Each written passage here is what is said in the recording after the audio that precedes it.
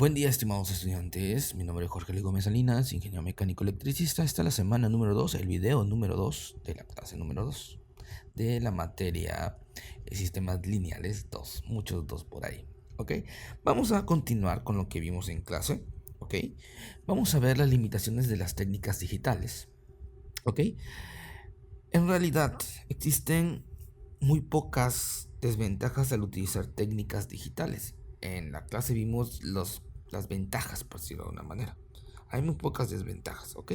Algunas de las ventajas que mencionamos en clase es que son fáciles de diseñar, los sistemas digitales, fácil de almacenar información, mencionamos algunas cosas, eh, fácil mantener la precisión y la exactitud en todo el sistema, la operación puede programarse. Los circuitos digitales son más resistentes al ruido del voltaje, claramente a eso mencionan, y que pueden fabricarse más circuitos impresos digitales en chips cada vez más pequeños, ¿no? Les va reduciendo. Pero las desventajas entonces son muy pocas en sí en comparación con las analógicas. Aquí vemos dos problemas principales. Uno de los más importantes es que el mundo real es analógico, ¿ok? El mundo real no es digital, no es ceros y unos. El mundo real es analógico. Un impulso es analógico, un golpe es analógico, ¿no? Por decirlo de alguna manera. Entonces es uno de los principales problemas. No hay muchos, pero ese es uno de los principales problemas. ¿Cómo convertir un pulso de aire, por ejemplo, un elemento, un pulso eléctrico en una señal digital? O sea, hay convertidores, ¿no? Pero ¿cómo cuando se descubrió, ¿no? ¿Cómo convierto una señal eléctrica en algo ceros y unos? ¿Ok? Y el procesamiento de las señales digitales lleva tiempo. Reducido, pero siempre no va a ser de forma instantánea, pero va a llevar un tiempo. ¿Ok? La mayoría de las cantidades físicas son analógicas por naturaleza. Y a menudo estas cantidades son las entradas y salidas que un sistema monitorea, opera o controla, o lo que nosotros mencionamos como las variables a controlar.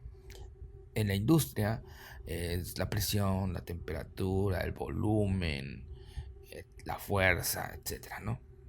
Todo eso que se quiere controlar. Algunos ejemplos, como les decía, puede ser posición, velocidad, nivel de un líquido en un recipiente, el flujo, el gasto, entre muchos. Estamos habituados a expresar estas cantidades en forma digital, como cuando decimos que la temperatura es de 32 grados aproximadamente. Pero si queremos más precisión, tomamos la temperatura con un termómetro digital y vamos a suponer que está en 31.8, pero nosotros lo redondeamos a 32, ¿no? Pero en realidad estamos haciendo una aproximación digital de una cantidad que es sin duda analógica, como la de la temperatura. Para aprovechar las técnicas digitales, a procesar entradas y salidas analógicas, se deben seguir 4 pasos importantes. Uno sería convertir la variable física en una señal analógica, una señal eléctrica o analógica. Convertir la señal eléctrica que es analógica a su forma digital. Y 3, procesar u operar con la información digital, lo que podamos nosotros realizar con la forma digital de esa señal. Y luego, al final, como la salida también debe de ser analógica, porque es en el mundo real, o sea, entra analógica y debe salir analógica, ¿ok? Entonces se tiene que convertir las salidas digitales nuevamente de una forma analógica, lo más fiel posible a cómo entró, ¿ok? Lo más fiel posible. No se va a poder hacer el 100% y exactamente la misma señal. Va a tener ciertas variaciones en el mapeo, pero se tiene que convertir, ¿ok? Con un convertidor de digital a analógico. Ese es un equipo que se utiliza. Ahora bien, existen muchos tipos de dispositivos que convierten diversas variables físicas en señales eléctricas. ¿Ok? Estos equipos son los que nosotros mencionamos como sensores. ¿Ok? Los sensores, un sensor, un termistor, un sensor de presión, un sensor de flujo, etcétera, ¿no? Estos se utilizan para medir cosas que se encuentran en nuestro mundo analógico o nuestro mundo real. Tan solo en un automóvil hay sensores de nivel de líquido, que es el tanque de gasolina, nuestra bomba, ¿ok? Eh, la temperatura, el control del clima y del motor, o sea, los termostatos que están esparcidos por el motor para regular el calentamiento y hacer funcionar el sistema de enfriamiento del motor, la circulación del anticongelante, etcétera, etcétera. Y también cuando tenemos el aire acondicionado, pues cuando enfriar, qué temperatura, etcétera. Todos esos son sensores, ¿no? La velocidad, como es el velocímetro, la aceleración, la detección de la colisión con una bolsa de aire, o sea, que tan cuando se choca, llevan unos sensores que cambian y mandan la señal para que las bolsas de aire salgan de forma casi instantánea para que no haya mucho daño. La presión en el aceite, el múltiple de admisión, el flujo del combustible, por mencionar algunos. ¿Ok? Por ejemplo, aquí vamos a poner una figura. ¿Ok? Para ilustrar un sistema típico que se utiliza en este enfoque, esa figura describe un sistema de precisión para regulación de temperatura. Un usuario oprime botones para aumentar o reducir la temperatura en incrementos de 0.1. Ok, 0.1 y se va esta parte de aquí, va aumentando o va disminuyendo. Esta es una representación digital, ok. Esta entrada establece la temperatura deseada, es nuestra pantalla, ¿no? Un sensor de temperatura en el espacio que se está calentando convierte la temperatura medida en un voltaje proporcional, que sería esta parte de aquí, ok. Aquí está, mira, está el calor, está el sensor, ¿sale? Este voltaje analógico se convierte en una cantidad digital mediante un convertidor analógico digital. O sea, aquí está la temperatura, el espacio que se está calentando. Entonces el sensor manda una señal, ¿ok? Analógica, un voltaje, y este convertidor convierte ese pulso de voltaje en algo en señal digital. Después este valor se compara con el valor deseado. Aquí en este procesador digital es un comparador de qué temperatura está el cuarto o el espacio y a qué temperatura nosotros queremos. ¿Ok? Hace una diferencia. Al hacer una diferencia, entonces se determina el valor digital que representa en cuánto se necesita. El valor digital se convierte en una cantidad analógica de voltaje mediante un convertidor analógico, digital analógico. Este voltaje se aplica a un elemento de calentamiento, el cual producirá el calor correspondiente al voltaje aplicado y afectará la temperatura. O sea, este procesador hace la diferencia, entonces manda una señal digital. Este convertidor convierte la señal digital en una señal analógica en el cual va a hacer funcionar, en este caso se está calentando al termostato que está aquí, a la resistencia o lo que esté calentando, ¿no? Para que dependiendo de la cantidad de voltaje o de la cantidad de la señal de voltaje, va a ser la temperatura que va a aumentar o va a disminuir. Y entonces se vuelve el ciclo, vuelve a tomar la medida, etcétera, etcétera, ¿no? Ese sería el proceso. Otro buen ejemplo en donde se lleva a cabo la conversión entre valores analógicos y digitales es en la grabación de audios. Hace muchos años, los discos compactos sustituyeron a las cintas magnéticas o a los cassettes, debido a que proporcionaba un medio mucho más conveniente para la grabación y la reproducción de la música. El proceso funciona más o menos de esta manera. 1. Los sonidos provenientes de los instrumentos y de las voces humanas producen una señal analógica de voltaje en un micrófono. O sea, el micrófono va a tener una membrana, un diafragma. Entonces, al nosotros hablar, ese aire va a producir que haya una variación en la membrana, un movimiento. Ese movimiento entonces va a producir una señal analógica de voltaje en el micrófono. Esta señal analógica se convierte en formato digital mediante el uso de un proceso de conversión de analógico digital. O sea, esa variación de movimiento del diafragma se va a convertir en una señal digital.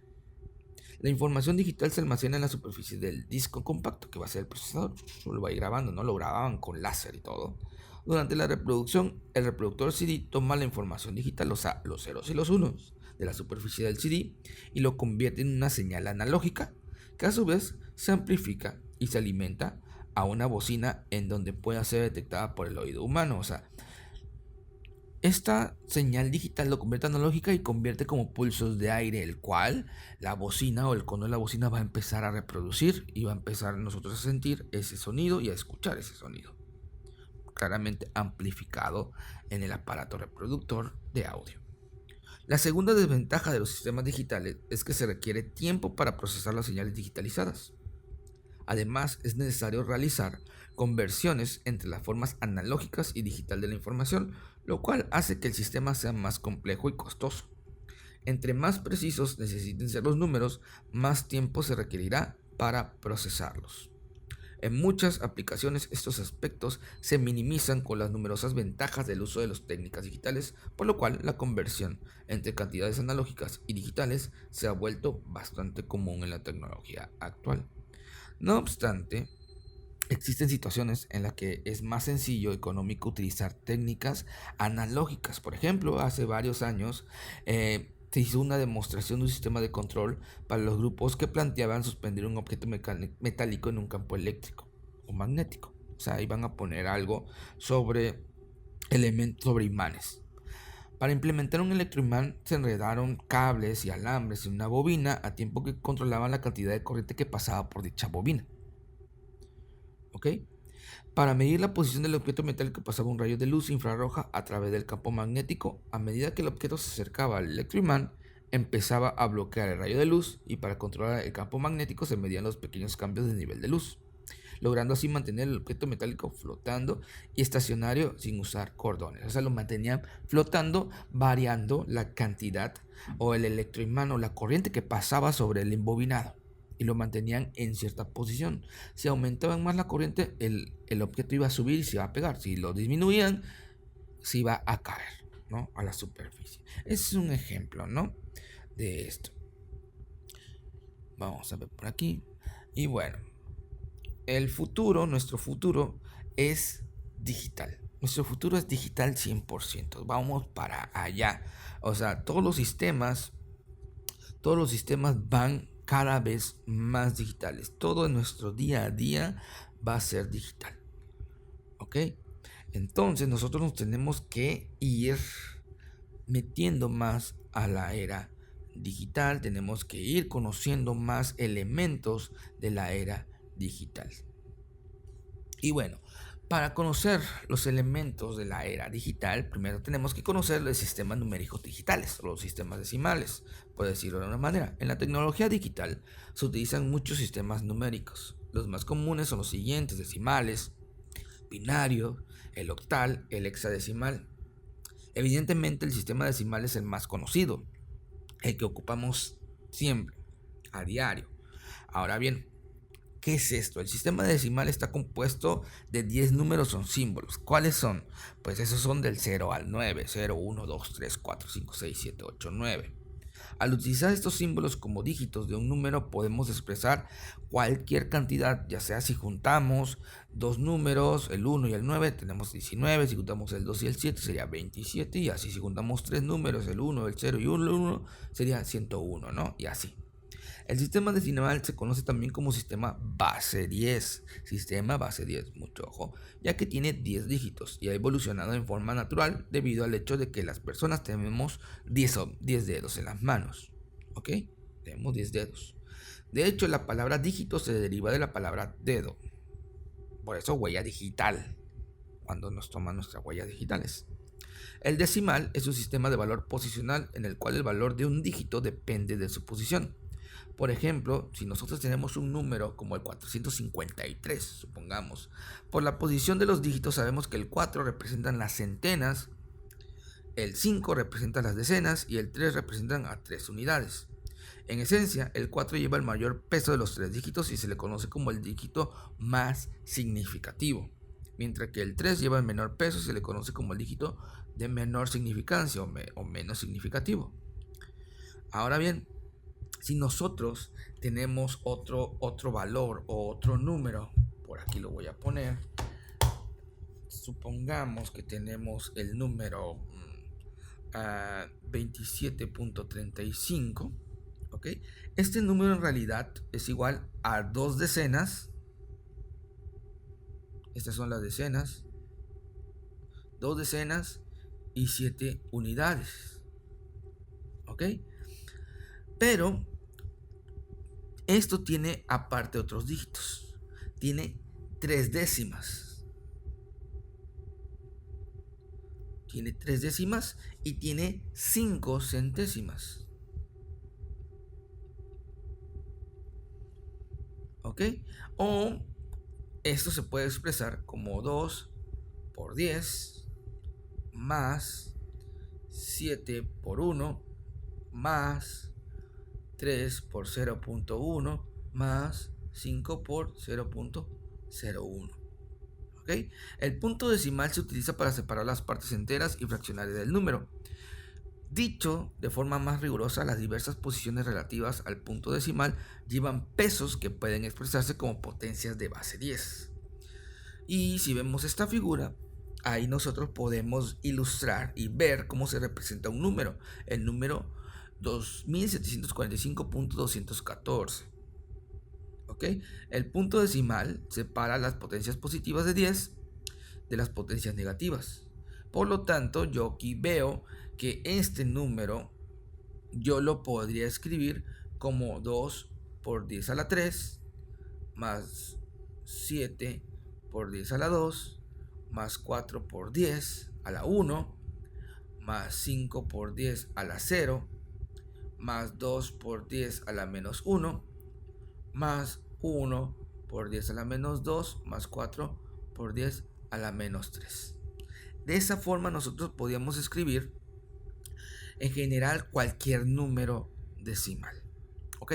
Bueno, nosotros vamos a quedar hasta aquí en este video para que no se haga más largo. En clase vamos a ver los diferentes tipos de numeraciones y vamos a hacer unos ejercicios de esto. ¿Ok? Nos vemos en clase, chicos, y cualquier duda, nos vemos ahí.